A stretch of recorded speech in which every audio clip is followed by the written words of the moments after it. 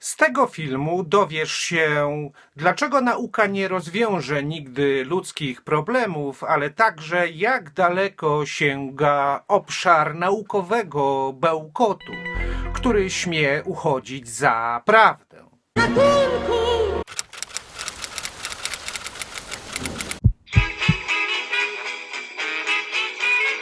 Prawda musi zwyciężyć. To bez wątpienia najgłupsze hasło wszystkich wieków.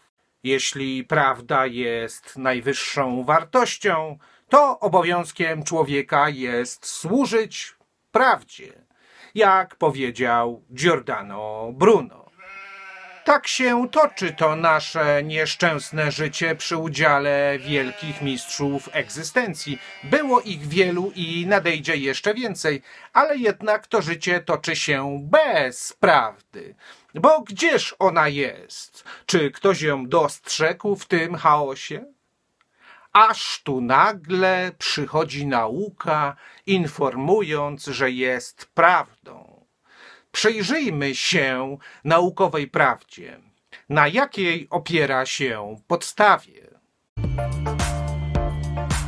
Musisz wiedzieć, że nauka służy jedynie do opisu świata zewnętrznego, a więc tego, który jest podstawą i fundamentem wszelkiego przetrwania.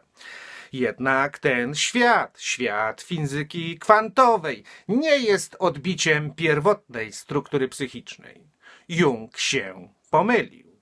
Teraz krok po kroku, w zwięzłych punktach będę wyjaśniał, dlaczego życie to nie jest zjawisko kwantowe, a jak wiemy, tylko fizyka kwantowa pozwala uzasadnić inteligencję stada, ale jest to ponura inteligencja, gdyż droga ludzkiej cywilizacji jest drogą do całkowitego zamilknięcia, do unicestwienia. Jeśli bowiem ten gatunek wyłonił się na powierzchnię z okrutnego prawa przyrody, z drugiej strony, biorąc pod uwagę równowagę sił w przyrodzie, gatunek, który już swą drogę przeszedł, gdy wszystko zostanie policzone, używając żargonu fizyków, scenę wydarzeń opuścił. Nikt i nic nie przetrwa. Dlatego wszystko, co walczy o przetrwanie, czeka zagłada, jak pokazuje historia na swoich kartach od tysiącleci. Na końcu ewolucyjnego postępu zmienia się paradygmat. Traci na znaczeniu walka o przetrwanie, a zyskuje walka o dojrzewanie w prawdzie wszechświata, o uchwycenie najwyższego stopnia oświecenia, że tak to ujmę. I teraz zrozum, żeby przetrwać, zło musi być kierowane na zewnątrz, jak w przyrodzie, co zawsze gwarantuje wystąpienie konfliktu, żeby dojrzewać w prawdzie i dobru, przeciwnie, wskutek właśnie zmiany paradygmatu. Wówczas zło, ale moralnie uzasadnione, o czym jeszcze będę mówił w dalszej części filmu, służy kulturowemu postępowi. Jeśli zło moralne nie jest wykorzystywane na służbę w tym procesie, zatacza koło, wraca, przeistacza się w destruktywne zło i wywołuje tragedię, wojnę. Na arenie wydarzeń pojawi się morderca, złodziej, bandyta, pedofil, a wszystkiemu winna jest walka o przetrwanie. Wszechświat upomina nas. To czerwona kartka od wszechświata. Zło moralne jest powszechnie traktowane jako występek. To zwrócenie się przeciwko ludziom poprzez ukazanie ich zaciemnienia i brzydoty, gdzie kierunkową tendencją nie jest już racjonalne stanowisko caius regio eius religio, czyja władza tego religia. Rób tak, jak mówi władza, bo inaczej nie przetrwasz. I tworzy się obłęd i choroby. Kulturowy postęp jest zatrzymany. Ale to stanowisko właśnie jest irracjonalne, gdyż dla wszechświata racjonalne jest to, co irracjonalne, a logiczne to, co nielogiczne, czyli rezygnacja z władzy w obliczu argumentu o wyższym gradualizmie, przeciwnie do praw przyrody. Gdybyśmy się tak dziś zachowywali, czekałaby nas zapewne sroga kara i wykluczenie ze społeczeństwa walczącego nieustannie o pozycję i władzę. To ponury świat. Dlatego mamy wrażenie, ale słuszne, że na tym świecie nie ma logiki. Optymalny ludzki świat gwarantujący rozwój nie jest już naukowy, bo nie ma swego odbicia w modelu przyrodniczym, zewnętrznym, podlegającym badaniu i następnie przeniesionym na ludzki świat, gdyż dojrzewanie w prawdzie i dobru domaga się śmierci ja, gdzie umiera pragnienie przetrwania. Do tego służy moralne zło. A skoro śmierć jest doświadczeniem czysto subiektywnym, także i taka jest idea wolności. Żadna teoria naukowa nie może dotyczyć ludzkiej wolności, nie może jej unaukowić. Będę o tym mówił jeszcze nieco dalej. Zresztą żaden człowiek nie pozwoli na to, by mu ktoś mówił, jak ma być wolnym, chyba że niewolnik. Tylko niewolnik szuka swego odbicia w grupie społecznej, dlatego tworzy się stado w lęku przed prawdą i przed wolnością. I to jest naukowe stanowisko, które czeka tylko na swój koniec. Zło się przyciąga, a dobro, które jest zawsze w trakcie powstawania, pozostaje w dystansie. Z tego względu ludzie chcą być jedyni i niepowtarzalni, chcą robić rzeczy unikatowe, ale średnio im to wychodzi, bo naśladują się jak szaleni. Szukają wciąż swego szaleństwa, co nie może dziwić, bo geniusz jest przecież na swój sposób szalony, tylko nie umniejsza kwestii godności.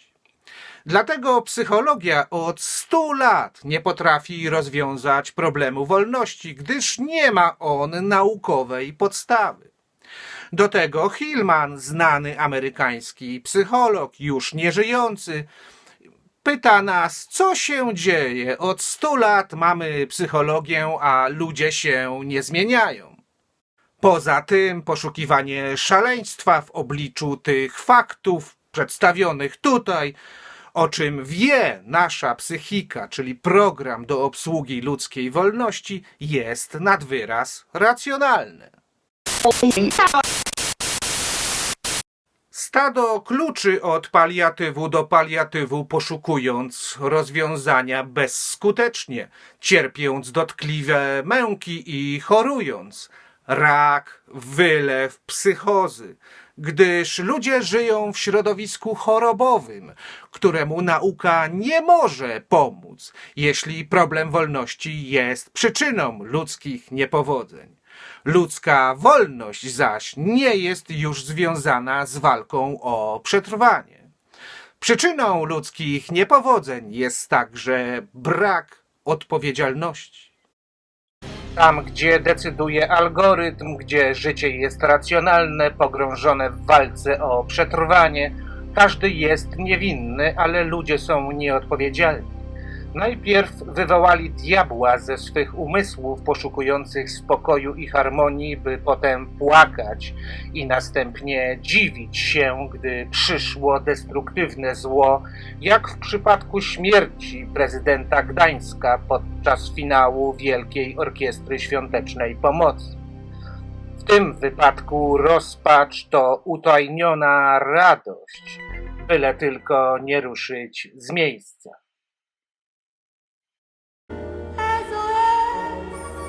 Jak człowiek ma być wolny, tego określić nie można. To jego osobliwy wysiłek, jaki podejmie poza kalkulacją wynikającą z idei przetrwania.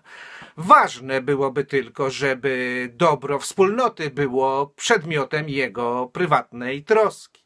Najważniejsze jest wyizolowanie przedmiotu rozważań, na którym umysł skoncentruje uwagę i który będzie mógł poszerzać nieograniczenie, byleby nie schlebiał ludzkiemu podziwowi.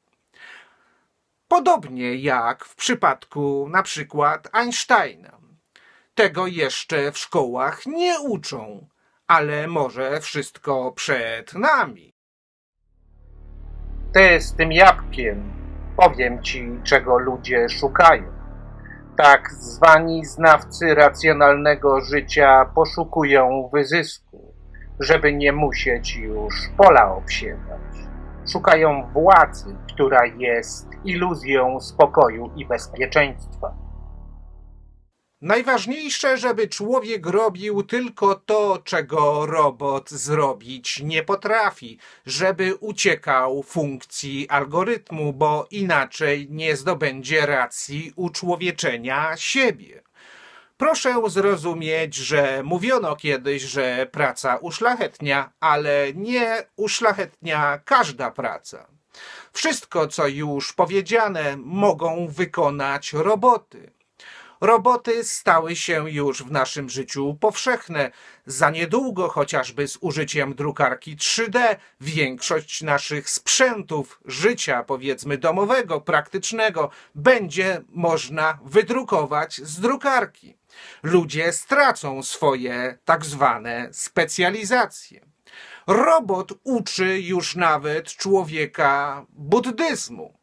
Ale robot czyni człowieka niewolnikiem, a ten ma być na służbie tak zwanej twórczej pracy. Mam nadzieję, że wszystko jest zrozumiałe. Świat pokazuje już szczątkowy zarys tej idei, bo i na kasach w supermarketach nie będzie już nikt pracował i paczki do domu dostarczy robot, a nie kurier. Robot nawet wygeneruje dochód podstawowy, by człowiek służył prawdzie i twórczej pracy, o której mówiliśmy wcześniej, ale on woli służyć iluzji. Tak zwany naukowiec dziś pracuje dla korporacji, próbując wymyślać wciąż nowe tabletki na ludzkie dolegliwości. Tym samym potencjał, który ma być wykorzystywany na potrzebę rozwiązywania najtrudniejszych zagadek wszechświata, zostaje zmarnotrawiony.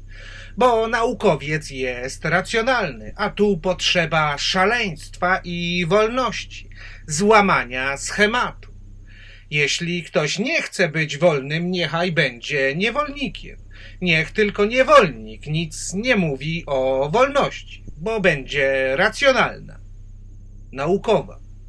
Jest to dość dziwne, ale i może nawet przerażające, że pojawia się taki Hawking i twierdzi, że rozwiąże zagadkę istnienia. Prawda jest taka, że jak długo jest co liczyć używając żargonu fizyków, tak długo życie ma sens. Nie ma czego liczyć, jest koniec. Dlatego poszukiwanie harmonii i spokoju naukowej racjonalności skończy się źle. W jakimś sensie żałosne są stanowiska 4 jeźdźców apokalipsy, którzy negują religijny raj, walczą z Kościołem, a sami budują kwantowy raj. Ale o tym będę mówił jeszcze w dalszej części filmu. Nieco smutne są losy ludzkie, ludzi, którzy całe życie powtarzają to, czego się nauczyli. Żadnego z nich pożytku, bo człowiek jednej specjalizacji powinien się poświęcić, a gdy odda jej serce, to błyskawicznie pochłonie dostępną wiedzę i natychmiastowo ją także poszerza. Lecz zawsze tylko jedno ma sens, by wciąż liczyć i nie zatrzymywać się zbyt długo przy tym, co już powiedziane. Dlatego malarz wciąż maluje na nowym płótnie. Tak też nauka nie ma nic człowiekowi do powiedzenia, opierając się na racjonalności, chyba że bełkot, ale człowiek może powiedzieć nauce znacznie więcej. Zobacz ten film, który pojawił się na karcie u góry ekranu. Niedorzeczne są także nauki Jezusa, który szukał harmonii i stał się gwarancją życia wiecznego, które nie zostało dla nas przewidziane. Śmieszna jest kategoria grzechu pierworodnego, która tłumaczy, że Bóg odebrał ludziom życie, czyli wyrzucił ich z raju za grzechy pierwszych ludzi.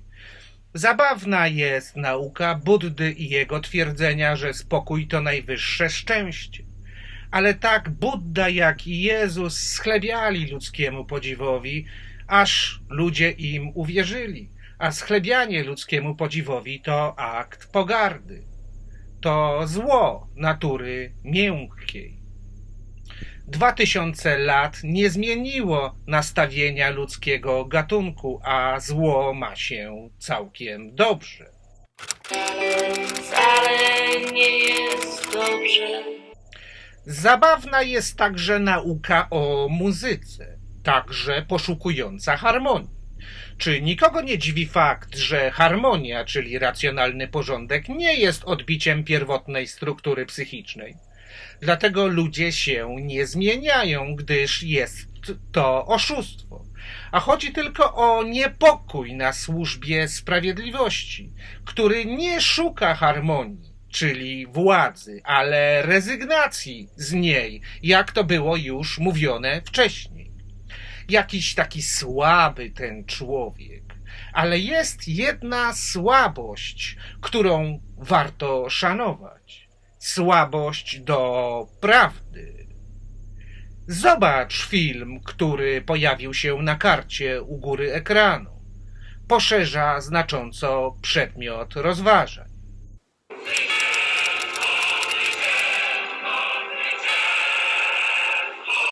Nauka nie potrafi rozpoznać problemu zła, gdyż sama nim jest. Zło to wszystko, co związane jest z ideą walki o przetrwanie. Świat ludzki działa na przeciwstawnych prawach do praw przyrody. Jesteśmy przecież równi jedynie w obliczu śmierci. A śmierć jest wyznacznikiem wszystkich analiz tego filmu, czyli otwarcia na zapłodnienie intelektualne i etyczne, czyli rezygnacja z władzy i wejście na drogę wolności. Nauka w końcu odda człowieka w ręce algorytmu, unicestwiając wolność i miłość. I taki będzie nasz koniec. I jeszcze nieszczęsna filozofia instytucjonalna, która jest utajnioną formą nihilizmu i anarchii, bo stara się być rozumowa. Racjonalna mądrość, która od tysięcy lat nie może rozwiązać żadnego problemu, a już w szczególności problemu wolności, bo się na tym w ogóle nie zna, choć wcale jej to nie przeszkadza istnieć i funkcjonować. I tak jest dziś, powiesz ludziom to, czego nie chcą usłyszeć, nie kupią tego i na przykład nie wydasz książki. Będziesz umierał w sosie własnych niepowodzeń. Sprzedasz im brednie o iluzji harmonii, spokoju, szczęściu, którego nikt nie widział w ogóle. To od razu to kupią. To takie rozumowe, naukowe i ekonomiczne. Ekonomia zresztą to najgłupsza ze wszystkich nauk. Tłum zamknięty na prawdę i głos jednostki. Demoniczne. Szukał ludzi gotowych pójść za nim. Dlatego na tej drodze byt wiąże się z niebytem. Człowiek doświadczający miłości przechodzi na teren niebytu, czyli doświadczenia aktu najwyższego oświecenia, niezwiązanego już w tej sytuacji z walką o przetrwanie. Dlatego też racjonalne jest to, co jest irracjonalne. Ale więcej dowiesz się z tego filmu, który pojawił się na karcie u góry, ale znajdziesz go także podlinkowanego w opisie do tego filmu. Nauka to nowa religia, która walczy z religiami o wpływy. Neguje raj religijny, ale sama buduje raj kwantowy. Zobaczcie, jaka to hipokryzja. Raj kwantowy lepszy od religijnego. W którym to raju ludzie będą umierać jak w serialu Czarne lustro, pokonani przez obsesję i pociąg do złudzeń, aż w końcu maszyny przejmą całkowitą kontrolę nad człowiekiem zniewolonym przez algorytm. Nauka w oparach absurdu. Budowanie logicznych, racjonalnych rajów, a jakże, zawsze skończy się dla człowieka źle. Tak późno to zrozumiałem. Jest jedna wiedza, która jest prawdziwą wiarą. Ludzka wolność, która nie umniejsza kwestii godności. Wszechświat zmusi człowieka do liczenia, używając żargonu fizyków, do nieustannej koncentracji umysłu na przedmiocie wyizolowanych rozważań, by ludzie szukali w ten sposób własnego szaleństwa, własnej genialności, bo inaczej się pozabijają. A gdy już wszystko zostanie policzone, wszystko się skończy i zacznie od nowa. W takim więzieniu żyjemy i znikąd nie przyjdzie ratunek. Ani od żadnej religii, od żadnego Boga, a już z pewnością nie przyjdzie ratunek od nauki. Bo wolność ludzka nie może być nigdy w żaden sposób przywłaszczona i ograniczana przez racjonalny porządek.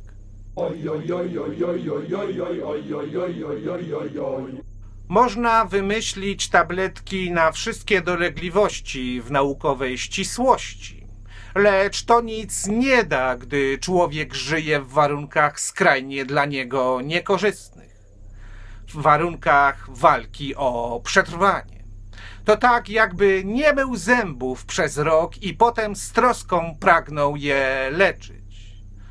Nauka jednak, jak powiedział Heidegger, nie wie, co to znaczy myśleć.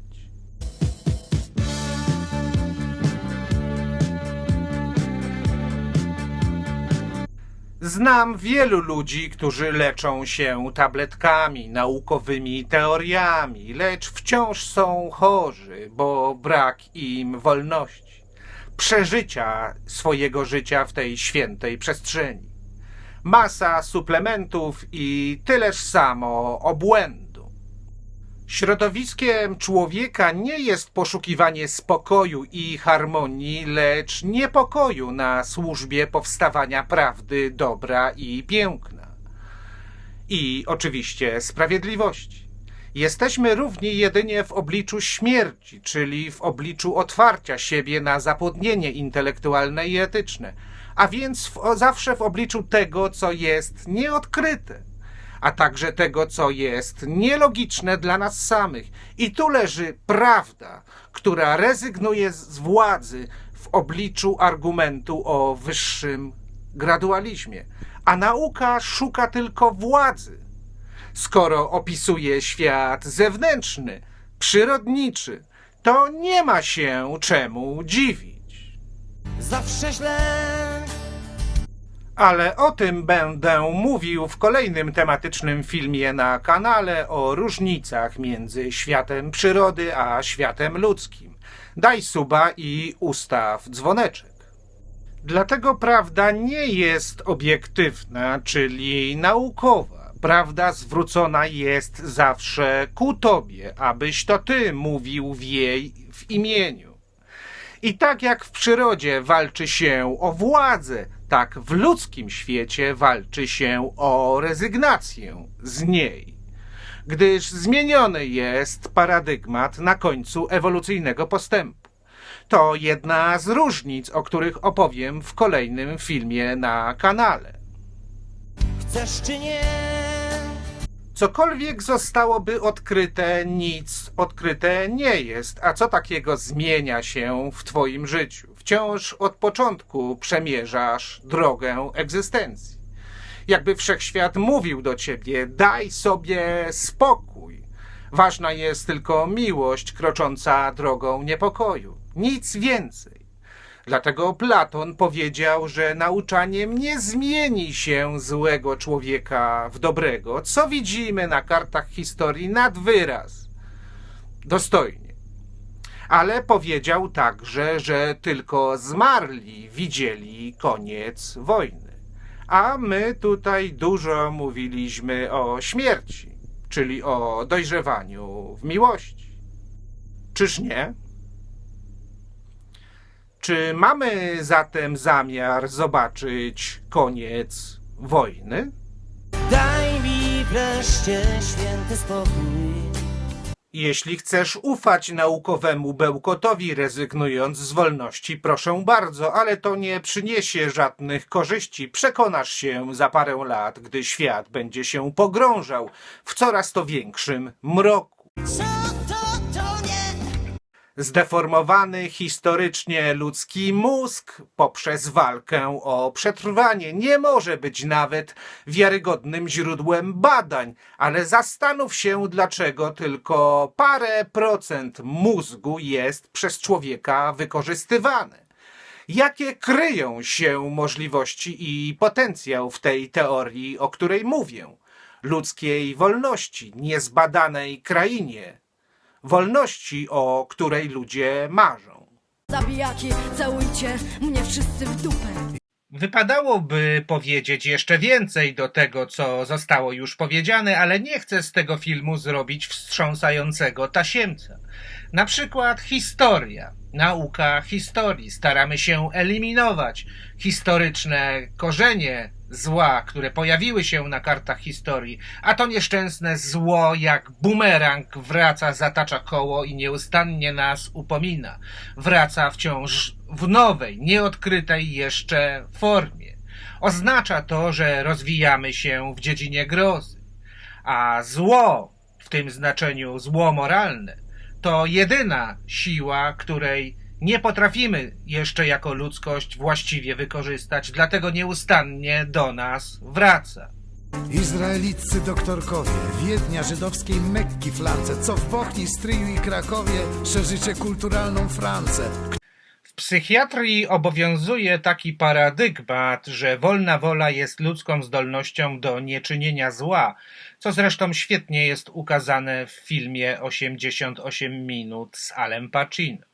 Jeśli jednak, jak to już było powiedziane, prawda jest zawsze w trakcie powstawania, czemu ma służyć moralne zło, czyli dotyk na służbie sprawiedliwości i wolności od pożądania, bo tym jest w istocie wolna wola.